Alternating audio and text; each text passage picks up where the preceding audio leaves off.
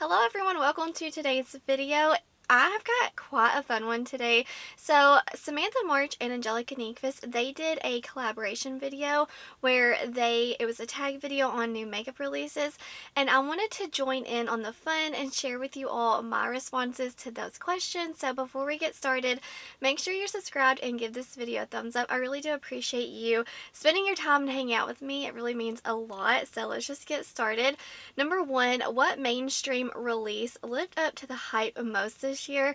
In my opinion, like, obviously there's so many new makeup launches like every day, but for me personally, I felt like the Tarte Man Eater After Dark palette just like really exceeded my expectations, because for so many years Tarte, every time they have a new launch, I'm just like, Trend Mood will post it and I'll just keep scrolling.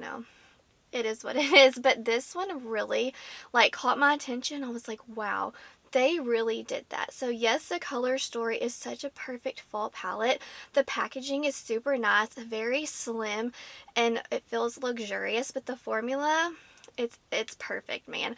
The mattes are amazing and the shimmers are so like poppin'. So definitely, like, for mainstream, this palette, like, I was so excited for it. So now Tarte is kind of back on my radar, and I'm excited to see what else they come up with, because this was definitely an amazing launch in my opinion.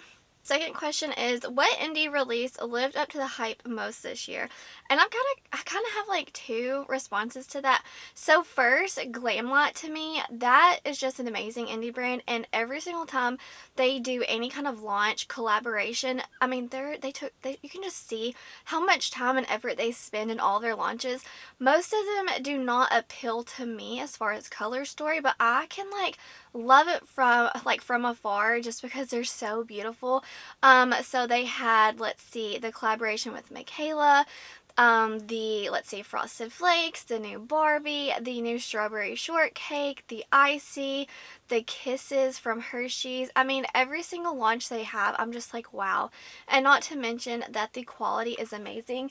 And I do have the collaboration they did with Michaela. I have like the Tin Pan palette. This is such an amazing formula, and also the highlighter palette.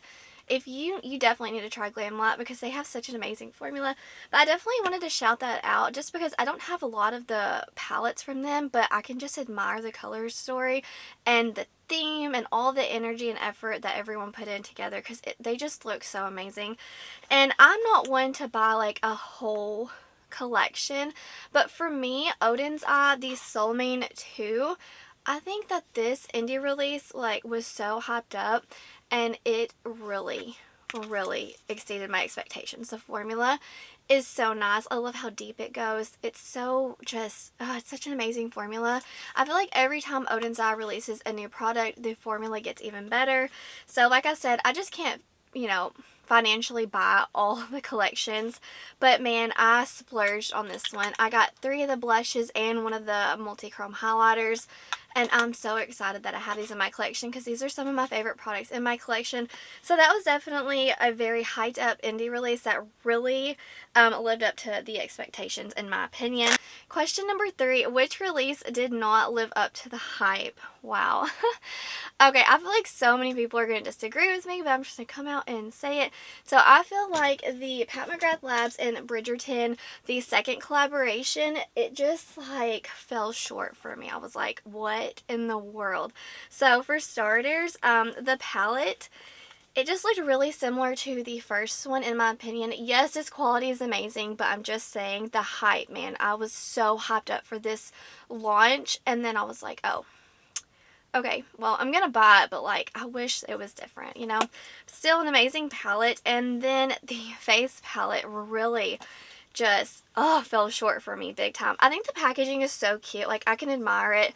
It's perfect on theme, but the problem with me is that you can, like, the product is raised. Like, can you see? I just wish it was, like, flush with the packaging and it was, like, in there, because I'm so scared they're gonna fall out or something. The quality's fine on this. I think it's way too expensive, but this was definitely a release that did not live up to the hype. I just I don't know. I had such high hopes for this, and it definitely let me down. So number 4 is, what was the biggest curveball? And for me, this was kind of, I just knew immediately what to say. I feel like every year mainstream is just coming out with so much amazing makeup, just really good releases every single time as far as color story and quality goes. But this year it just fell kind of flat for me. So for the curveball, indie makeup they've just been taking over the makeup game. I'm not even kidding. So for me, before this year, I didn't really know indie brands that well. I was just like, wow, they have some pretty stuff, but I never really tried it. And then once I dove in, I am just head over heels. Indie brands are taking over, I'm telling you. So that was the biggest curveball for me. I was such a mainstream focused consumer, and then they just fell so short, and then I started leaning towards indie brands, and now every single new release I'm just so hyped about, even though it may not be necessarily for me color story wise or theme wise. I can appreciate it from afar, like I was saying about Glamlight, but for me it's just definitely indie brands are taking over. Their formula is amazing. It's a lot of times more inexpensive than higher end brands. Definitely wanted to point that out, because you may feel like you need to spend so much money to get amazing quality from a mainstream brand, when you could just hop over to the indie world and get an amazing palette, beautiful shifty sparkly shadows for so much less money. So definitely keep your eye out for all the indie brands, because they are just kind of slowly pushing mainstream over. Okay, so number 5, it says, what was the biggest letdown snooze fest of this year? So for me, kind of like what I was saying about Tarte, how they've just kind of fallen off the radar for me. Well, Too Faced was the same way. So whenever they released the new chocolate bar palette, I was really excited because I did not own the previous one, and I really wanted to get it. I liked the smell of it, I liked the packaging and all that, but the formula was terrible. I mean, you could get a decent look, but for that price point, it just really let me down big time. So definitely snooze fest, especially I love the fall palettes that they release every year. I don't ever pick them up because they're always the same, but this year especially, I was just really, it's literally last year's palette. Even the name, was it Second Slice of Power or whatever? I was like, is that the best you have? So I know everyone loves Too Faced, but I just feel like they were the biggest snooze fest for me this year. I feel like the price point is just slowly increasing and the quality is decreasing. So that's kind of an example of why, personally, I feel like indie brands are just pushing these mainstream brands off the radar, because their quality, you've got to keep up. Number 6, what was the unsung hero of this year? So I didn't really know how to answer this, just because there's been so many new makeup releases this year, but honestly the first thing that came to my mind were lip oils. They have just taken over, man, for me. So I love the Lunar Beauty ones, and I also really do enjoy the Jaclyn Cosmetic ones.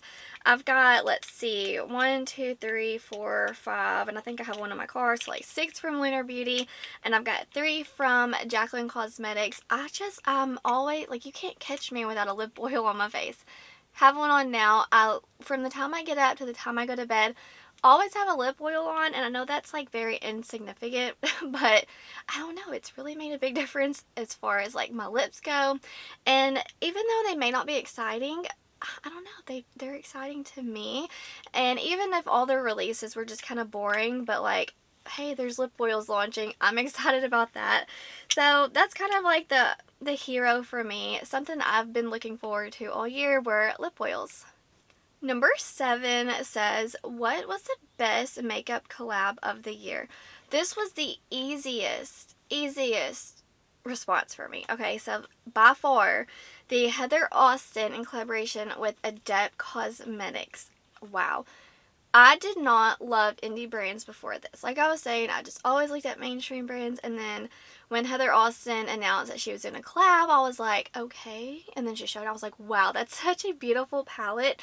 So I purchased it, and so I started the year with 0 Adept Cosmetics products. Now I have them all. That's how much I love this brand so much. I just think she did an amazing job. The formula is great. Like I was saying earlier, as far as indie brands go, this brand in particular, they have got some of the shiftiest, sparkliest, just beautiful amazing formula. So definitely, like, if you haven't tried Adept, you are missing out. Such an amazing palette, and I'm just so thankful that I picked this up because it just started a new love with indie brands, and it just opened up a whole new world of makeup because I was kind of like bored. I was like, okay, here we go again, like the same launch from a different brand that looks identical. And then Heather Austin opened up my eyes to indie brands, and I just was so excited. Definitely the best collab, in my opinion, for this year. So number 8 says, what was the best holiday release this year? Without a doubt, the Odins Merry Christmas palette. I do not have the Christmas Eve palette, but I do have this one. You can't get them anymore. Such a bummer, man. But on my eyes today, I do have this with the Heather Austin palette. I love this so much. Like I said earlier when I was talking about the Soul Mane 2, every single time Odin's Eye comes out with a new palette, the formula is better. There's something special about this. There's different textures in here. The shimmers, man, this multi-chrome, they are so shifty and sparkly and beautiful and unique. I love how it's kind of like divided with like greens, and then you've got your warm tones, and I love mixing them together. Every time I use this palette, I love it, and I can't stop reaching for it. And they have like the best black in my collection. It is so good. I really do like the black. So yeah, definitely such an amazing quality palette, and the next upcoming launches, I hope that they have this same formula because it is so nice, and especially the packaging, it's lovely as well. So the last question we have today, what are your predictions for releases during next year? Last year, or the beginning of this year, I think I did a whole video on my predictions, but I feel like Pat McGrath has to come out with bronzers. Like, you know, that's a given, right? She'd be crazy if she doesn't. Like, we're all like, we have our money. If you come out with bronzers, we're going to give you our money. So, release bronzers, you know what I'm saying? And also, I would like to add that all of the beautiful indie brands that sell single shadows, those can be so expensive when you start adding them all to your cart. So I feel like there's going to be a shift, and brands are going to start doing more palettes like Terra Moons. They just did that beautiful blue themed one. I'm hoping to see them do more palettes. That way it's just easier and more realistic for someone like me to buy the palette versus spending hundreds of dollars on singles, which I just can't do, and I'm not going to do it. So like, let's see, Cleona, they just did that collab palette at the beginning of the year. I hope they do more palettes. I would just, like, I have my money, I'm going to give it to you. Do more palettes. So definitely that's something I would like to see, is a shift from singles to brand. Like, they can still do singles, but I would love to see them do more palettes. So, or maybe big bundles, like if you buy 10 or 20, it's this price. Anyways, guys, so those are some of my predictions. I have a lot, but for the sake of this video, I'm just going to keep it down to 2. But yeah, I'm going to have all of these questions down below. You feel free to share with me your responses, or if you do this video, tag me in your video, or if you do like Instagram reels with it, just tag me in it so I can see all of your responses.